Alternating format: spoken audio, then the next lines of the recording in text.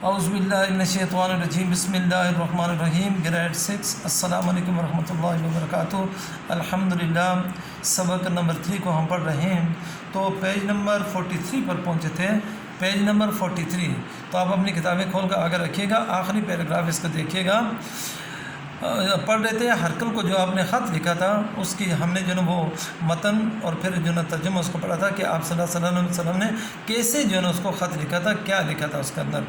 تو جب حضرت وحیہ قلبی نے بصرہ کے حاکم کے ذریعے ہرکل کو نبی کریم صلی اللہ علیہ وسلم کا خط مبارک بھجوایا، یعنی وحیہ قلبی نے بصرہ کے حاکم کے ذریعے ہرکل کو نبی کریم صلی اللہ علیہ وسلم کا خط مبارک بھجوایا، تو ہرکل کو جب یہ خط موصول ہوا تو اس وقت وہ بیت المقدس میں موجود تھا۔ بیت المقدس آج بھی ہے فلسطین میں، ٹھیک ہے نا بیٹے جی، جہاں مسجد اقصی بھی ہے، جو ہمارا پہلا جو قبلہ اول ہے۔ اس نے حضرت وحیہ قلبی کو طلب کیا اور اسلام سے متعلق چند معلومات حاصل کی اور کچھ سوالات بھی پوچھے۔ ہرکل نے حکم دیا کہ اگر کوئی عرب باشندہ ہو تو اسے حاضر کیا جائے۔ اس وقت حضرت ابو سفیان رضی اللہ تعالیٰ جو اس وقت تک اسلام نہیں لائے تھے، یعنی ابو سفیان اس وقت تک اسلام نہیں لائے تھے، وہاں تجارت کی غرض سے گئے ہوئے تھے، تجارت کے سلسلے میں قافلے کے ساتھ وہاں موجود تھے۔ تو حضرت ابو سفیان رضی اللہ تعالیٰ عنہ اور اس کے ساتھیوں کو ہرکل کے دربار میں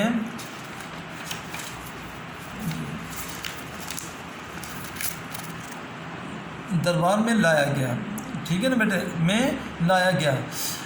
ہرکل نے ان سے اسلام اور نبی کریم صلی اللہ علیہ وسلم کے متعلق چند سوالات پوچھے ہیں۔ تو حضرت ابو سفیان نے جو حقیقت تھی وہ ٹھیک بیان کی اور نبی صلی اللہ علیہ وسلم کے کردار کی تعریف کی، یعنی آپ کے اخلاق و کردار کی تعریف کی۔ دیکھیں، خود اندازہ لگائیں، ایک اس وقت اللہ معاف کرے، اس وقت وہ کافر تھے، لیکن اس کے باوجود بھی حضور علیہ السلام کی تعریف ایک دوسرے کے سامنے کر رہے تھے۔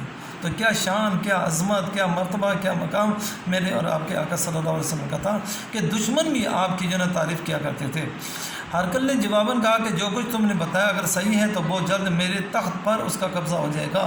یعنی اس نے کہا، بادشاہ نے ہرکل نے، کہ اگر آپ نے جو باتیں بتائی ہیں نا، اگر یہ حقیقت میں سچ ہیں تو وہ وقت قریب ہے کہ جو نا ان کی سلطنت میرے تخت تک پہنچ جائے گی، یعنی وہ میرے تخت پر قبضہ کر لیں گے۔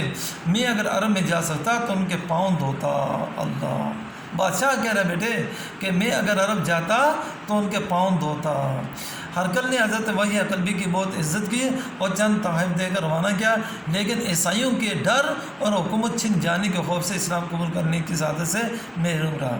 تو یہ بادشاہ متاثر بہت ہوا، سب کچھ کیا، آگے سے تحفے بھی بھیجے، لیکن دو باتوں کی وجہ سے اس نے جو ہے اسلام قبول نہ کیا۔ ایک، حکومت کے چھن جانے سے، کہ اگر میں جو ہے نا اسلام قبول کر دوں گا تو لوگ میرے مخالف ہو جائیں گے، لہٰذا میری حکومت سلطنت ختم ہو جائے گی، ایک۔ اور دوسرے جو ہے کیا ہے کہ لوگ مجھے جو ہے مار دیں گے، کہ ڈر سے، ٹھیک ہے نا، عیسائیوں کے ڈر کی وجہ سے جو ہے اس نے اسلام قبول نہ کیا۔ اس کے علاوہ یمامہ کے حکمران عوذہ بن علی کو بھی آپ صلی اللہ علیہ وسلم نے اپنے خط مبارک حضرت سلید بن عمر الحامری کے ذریعے بھجوایا تھا۔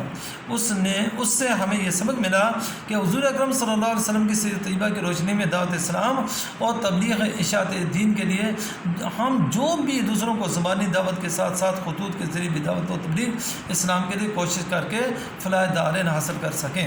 تو اس کا خلاصہ کیا ہوا بیٹے کہ ہم اس سبق کو پڑھیں، ان خطوط کو پڑھیں، اور پھر جو ہے نا اپنی زندگی میں جو ہے نا کوشش کریں کہ جس طرح نبی پاک صلی اللہ علیہ وسلم نے لوگوں کو زبانی دعوت کے ساتھ ساتھ خطوط کے ذریعے جو ہے نا اسلام کی تبلیغ کی ہے، ہم بھی اس طرح جو ہے نا اسلام کی دعوت کی کوشش کریں، تاکہ اللہ تعالیٰ ہمارے ذریعے سے اسلام کو جو ہے نا پوری دنیا میں پھیلائے اور اس کا صلہ اور اس کا اجر ہمیں فلاح دارین یعنی دونوں جہانوں میں عطا فرمائے۔ سمجھا گیا بیٹے؟ اب آج کے سبق کا خلاصہ، ہمارے پیارے رسول اللہ صلی اللہ علیہ وسلم نے صلح حدیبیہ کے بعد اسلام کا پیغام دوسری ممالک تک پہنچانے کا ارادہ فرمایا، یعنی صلح حدیبیہ کے بعد، ٹھیک ہے نا بیٹے؟ جن بادشاہوں کے پاس خطوط بھیجے گئے ان میں سے چند یہ ہیں: شاہ حبشہ، حاکم بحرین، شاہ فارس، شاہ مصر اور کیسر شاہ روم۔ اس کے علاوہ نجاشی حضور صلی اللہ علیہ وسلم کا خط مبارک پڑھ کر احتراماً کھڑا ہو گیا اور خط مبارک کو بوسہ دیا اور ایمان لے آیا۔ اچھا، بحرین کا حاکم منظر بن ساوا خط مبارک پڑھ کر بہت متاثر ہوا، ایمان کی دولت سے بیرابر ہوا، یعنی اسلام قبول کر دیا۔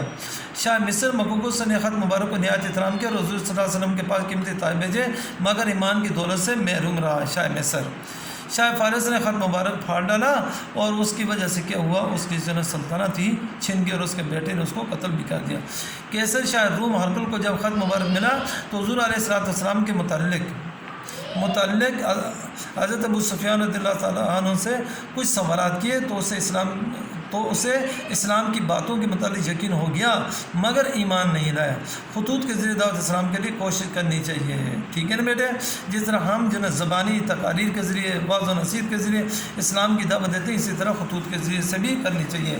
تو الحمدللہ بیٹے آج کا ہمارا یہ سبق جو ہے سبق نمبر 2 فرمان رواؤں کو دعوت اسلام یہ ختم ہوا بیٹے۔ اب اس کا ہینڈ آؤٹ جو ہے میں آپ کو بتا رہا ہوں، جس طرح میں بتاؤں گا اسی طرح آپ نے کرنا ہے، ٹھیک ہے نا بیٹے؟ اچھا اس سے پہلے بیٹے ایک حدیث ہے وہ میں آپ کو جو ہے نا بتا دیتا ہوں، حدیث نمبر 2، ٹھیک ہے نا بیٹے؟ وہ بھی آپ نے جو ہے نا کرنی ہے۔ حدیث ہے بیٹے کلکم راعٍ وکلکم مسئول عن رعیتہ، ٹھیک ہے نا بیٹے؟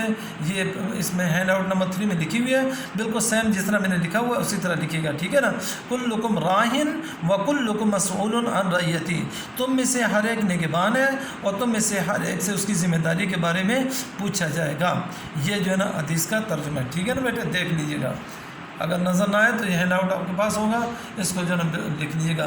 یہ اوپر جو لکھا ہوا نا گریڈ 6 ہینڈ آؤٹ نمبر 3 اس کی لکھنے کی ضرورت نہیں ہے، ٹھیک ہے نا؟ یہ تو ویسے ہم اپنی جو ہے نا وہ پہچان کے لیے دیکھ رہے تھے۔ اچھا اس کے بعد آ جائیے گا بیٹے سبق کا ٹائٹل پیج، یہ سبق کا ٹائٹل پیج ہے نا بیٹے، وہ بالکل اسی طرح جو ہے نا ٹیڑھی سی لائن ڈرا کریں گے، ٹھیک ہے نا؟ اور فرمان رواؤں کو دعوت اسلام اس طرح لکھیں گے۔ پھر اس کے بعد آ جائیں گے بیٹے کہ اس سبق میں ہم نے کیا پڑھنا ہے وہ آپ نے لکھنا ہے، دیکھ لیں، ٹھیک ہے نا؟ اس سبق میں سبق نمبر 3 میں ہم نے کیا پڑھنا ہے وہ آپ نے لکھنا ہے، ٹھیک ہے نا؟ پھر اس کے بعد آ جائے گا الفاظ معنی، جس طرح میں نے لکھے ہوئے ہیں بالکل سیم اسی طرح آپ نے یہ لکھنا ہے، سبق نمبر 3 کے الفاظ اور معنی، ٹھیک ہے بیٹے؟ پھر اس کے بعد آئے گا مختصر جوابات، لیکن آپ پوری ہیڈنگ ڈالیں گے اور اگلے پیج پر لکھیے گا، اسی پیج پر نہیں لکھیے گا، اگلے پیج پر، ٹھیک ہے نا؟ مختصر جوابات ہیں۔ پھر اس کے بعد آ جائیں گے بیٹے تفصیلی جوابات، ٹھیک ہے نا؟ ہیڈنگ ڈالیں گے، ہیڈنگ میں نے پہلے بھی آپ سے کہا تھا کہ کٹ بلیک مارکر سے ڈالیے گا، ٹھیک ہے نا بیٹے؟ پھر اس کے بعد 2 یا 3 لائنیں چھوڑ کر پھر آگے اپنا کام جو ہے شروع کیجیے گا، ٹھیک ہے نا؟ ہاں اس طرح بہترین کھلا کر کے ایک لائن چھوڑ کے لکھیے گا تاکہ صاف ہو جائے۔ پھر اس کے بعد آ جائیں گے بیٹے خالی جگہ، یہ خالی جگہ ہے، ٹھیک ہے نا بیٹے؟ جی خالی جگہ یہ میں نے پر کی ہوئی ہیں، بالکل سیم اسی طرح آپ نے لکھنی ہے، ٹھیک ہے نا؟ یہ دیکھ لیجیے گا، کوئی لفظ اگر سمجھ نہ آئے تو بے شک آپ جو ہے نا پوچھ سکتے ہیں۔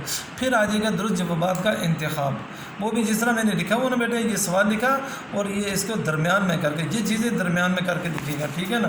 یہ دیکھیں جیسے میں نے لکھی ہوئی ہیں آپ کو بالکل صاف نظر آ رہی ہوں گی، دیکھ لیں درمیان میں نے کر کے لکھی ہوئی، ٹھیک ہے نا؟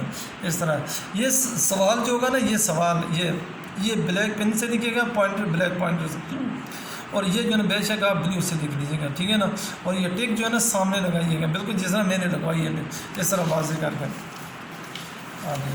بس یہی ہے آپ کا یہی تک ہے، ٹھیک ہے نا بیٹے؟ یہ 5 جو ہے نا MCQs ہیں۔ تو یہ الحمدللہ آج ہمارا جو ہے یہ سبق نمبر 3 اللہ تعالیٰ کے فضل و کرم سے مکمل ہو گیا۔ اب آپ نے کام کرنا، لیکن مہربانی کر کے جو کاپی میرے پاس آ رہی ہے نا، بہت سارے بچے ایسے ہیں کہ جو نا صاف ستھرا کر کے جس طرح میں نے کہا تھا اس طرح کام نہیں کر رہے، صاف ستھرا کر کے واضح کر کے ایک لائن چھوڑ کے لکھیں، جہاں ہیڈنگ ڈالنی ہو وہاں ہیڈنگ ڈالیں، جہاں بلیک پین سے لکھنا ہو بلیک پین سے لکھیں، جہاں جو ہے نا بلیو پین کو جو ہے نا اگر ہیڈنگ میں ڈالنا ہے وہ اس کو جو ہے نا بلیک آپ کے پاس جو ہے نا کیا کہتے ہیں وہ بلیو جو ہے نا کٹ مارکر ہو تو اس سے لکھیے گا، ٹھیک ہے نا بیٹے؟ سوال کے بعد ایک لائن چھوڑ کے لکھیں، جواب جب لکھیں گے تو 2-3 لفظوں کی جگہ چھوڑ کے لکھیے گا، اس طرح جو ہے نا آپ سے کام کیجیے گا، ٹھیک ہے نا بیٹے؟ اللہ تعالیٰ آپ کو جو ہے نا ہمت و توفیق عطا فرمائے۔ انہی الفاظ کے ساتھ اجازت چاہتا ہوں، انشاءاللہ زندگی باقی ملاقات باقی پھر ملیں گے۔ وما علینا الا البلاغ۔ خدا حافظ۔